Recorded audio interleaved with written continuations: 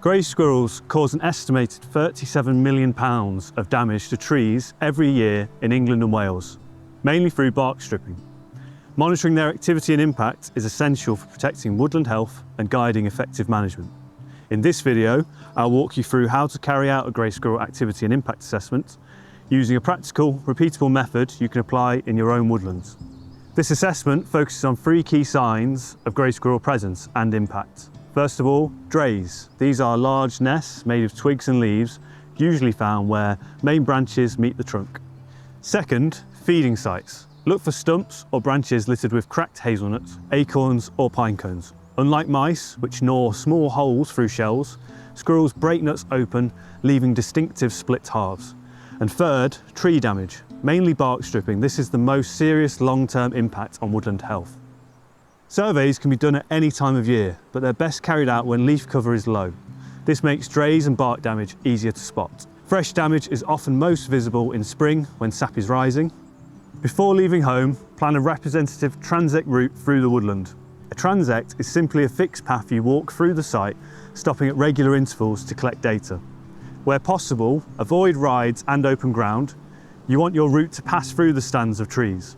The survey uses a transect-based approach with 1 stop per hectare and a minimum of 3 stops in any woodland, even small ones. At each stop, you'll collect data within a fixed radius to ensure consistency.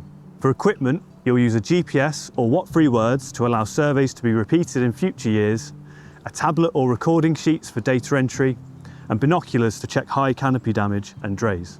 Consistency between surveys is key. Surveying the same area and using the same methods helps your data be comparable over time.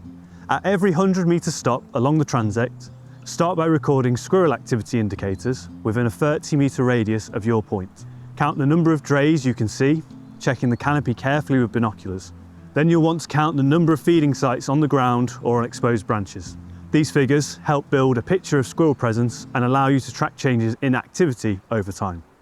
Next, assess squirrel impact by examining the 5 closest trees to the stop point that have a diameter at breast height, known as DBH, of more than 7 centimetres.